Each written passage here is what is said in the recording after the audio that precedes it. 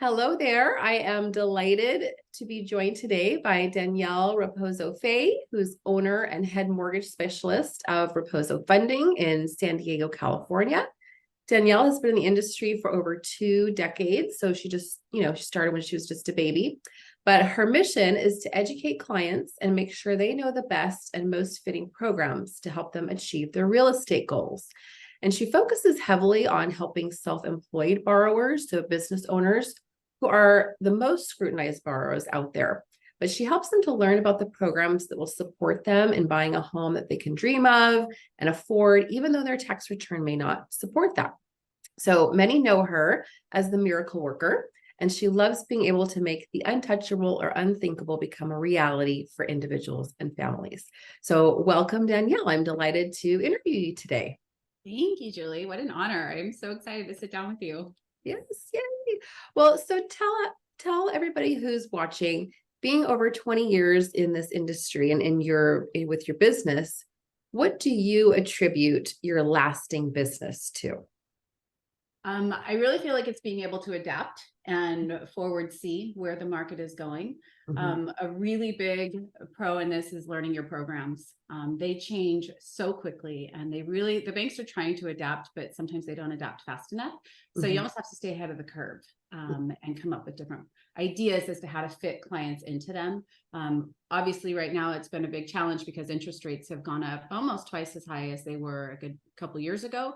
So Mhm. those approvals are being impacted negatively by that. So people who Yeah. could afford homes based off of their income that hasn't probably changed much over the past couple of years no longer can afford those homes that they thought of. Mhm. So one of the programs that I've really been diving into and doing a lot of research and finding the absolute best banks and most competitive banks is a non-QM program. And the non-QM program really caters to self-employed borrowers, people who are 1099, if they're a contract, if you have an S Corp, or if you file a Schedule C. So those Yeah. are really, really wonderful programs because a lot of these people make about 40% more than what their actual tax returns reflect when it comes down to being able to afford that. Yeah. So what I hear is innovation. I mean, you have in your industry specifically, but overall in business, there are always going to be outside forces or market changes, competitors coming in where you are, as an entrepreneur, going to have to always look to innovate. How can you do things better or do things differently? Educate yourself, or for you, you're so big on educating clients too. So education and innovation is what I hear. And Absolutely. so, somebody starting out in business, what advice would you give them? Not to be too concerned about how they're going to qualify for home. Really focus on building your business. And I recommend talking to a CPA. I recommend talking to a financial advisor. And if your goal is to buy a home, I recommend talking to a really good mortgage professional, such as myself, I would say, just because this is what I focus on. And just knowing what you're looking for in the future, planning ahead. Yeah. A lot of the times in starting a business, people in the mortgage industry will say, oh, you need to have at least 2 years. Well, Mm, that first year of starting up your business normally is a costly expense. mm, And those tax returns really aren't reflective of what you truly can afford in a home, mhm. right? So I feel like the conversations up front are really important. Knowing if it's worthy of you doing an S Corp or not. Or incorporating, might not just be Yeah. an S Corp. There's a lot of different ways to do that.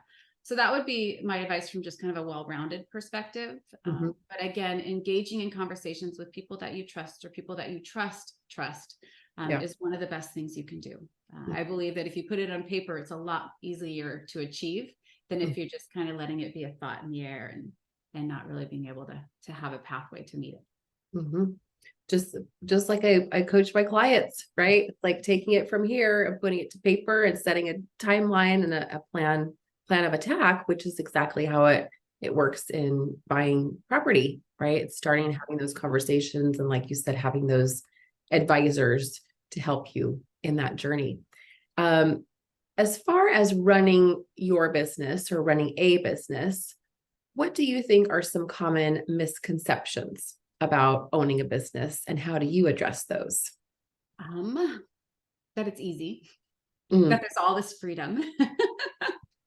um, I feel that running a business is really a very disciplined and committed, um, decision. Mhm. Right? A lot of people don't want to be working for somebody else, of course. And a lot of times that's the reason why they want to own their own business, because they do want that freedom. Mhm. But I would say the most important thing for me personally was literally having the discipline. And the benefit of it is you actually get to set your own values, Mhm. right? So you get to set your own values which really sets you aside in whatever industry that you're looking to build. Mhm. And looking at those numbers, setting a projection of what it is that you need to make. Mhm. And how are you going to back into those numbers? Yeah. Yeah. Because So, in the end, yes, we all are working. Yes, it might be something we're completely passionate about, or, we've had this desire to do our whole lives. But in the end, you're doing this because you need to make a living and you want to provide for a lifestyle. yeah. Yeah. Like to live. So if your lifestyle is wanting to have, more money, more freedom, it's putting the numbers behind it. What does that look like? And setting up a plan for it, and not just getting stuck in the day to day until the end of time. Yes. And the one thing that and this goes in a tribute to you, is a lot of us that are self-employed, including yourself, we're really good at sometimes the trade that we do, but we don't necessarily always know how to run a business. And that is truly where a coach can come into play and help take that wonder out of the equation. Because that's obviously it's what you do. It's what you help to build. And a lot of us go into it thinking there's a lot of freedom, but then we get wrapped up in the responsibilities behind it. And until you have an outside source that can guide you through that. Yeah. I feel like personally, in doing this for as long as I have, that's definitely been something that is important. Yeah. You don't have to wear all the hats, and it's okay if you aren't the expert in everything. Even if Right? you love hats. Yes. Even if you love hats. And you have a hard time saying no, and you have a hard Yeah. time delegating. It is really important to let go of that. Yeah. There was a saying I heard recently: leverage equals let go. And it's, yes, the leverage is within the systems and in people, but then ultimately it's just sometimes just having to let go of some things. Yeah. So it is. And I think that's the hardest part. Yeah, definitely. That's where it enters systems and training, and, so it makes it a little bit easier. But what do you see as far as your business and where do you see yourself in 5 years? Or what would be next for you? That's such a great question. So I've been manifesting and meditating on this and trying to figure exactly what the next pathway is. And I feel like when I come down to really what it is I want to be able to influence as many people as I can. Yes, I do on a daily basis because I help them buy homes, and that's wonderful. But I would really like to set up more of a business where we have a lot of educational classes. So whether you're an investor, whether you're self-employed, whether you're a first-time home buyer, whether you're, foreign national or somebody who lives outside of the United States and is trying to invest and build a real estate portfolio here, how do we do that? Right. So it's giving support to financial advisors. It's giving support to real estate agents. Giving support to those people who actually help facilitate the financial wellness and evolution of retiring, essentially, right? Because that's what we would love to do. That's the end all be all, and how to enjoy that. So it's setting up those classes and then being able to incorporate, kind of delegating a lot of the stuff that I do now. Which would be, I guess, some of the busy work and training other people. So it's just opening opportunities to people who have maybe the same goal, the same values, and want to help achieve the same thing. To me, I feel like that can be giving back. Maybe I started this business by teaching women how to buy homes 25 years ago, which wasn't a big thing, right? I mean, women just started getting loans on their own just 48 years ago, I think it was.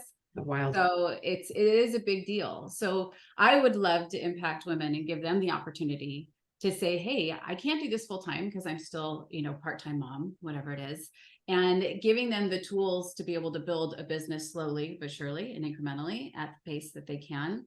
And it can be very lucrative for them. And it also gives them a lot of confidence in learning about finances. It's very freeing and it's very powerful. So I really do want to jump into the educational sector, and then also really helping those entrepreneurs. So if I can delegate some of the busy work, then I can really focus in on the larger transactions that are helping something at another level up. Yeah.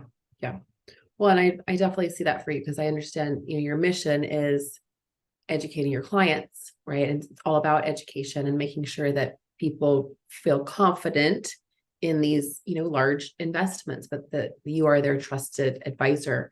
But at the same time, it sounds like opening that up to a bigger space and being able to reach even more people versus people who just come to you or Right. clients or We existing can, clients. Yeah.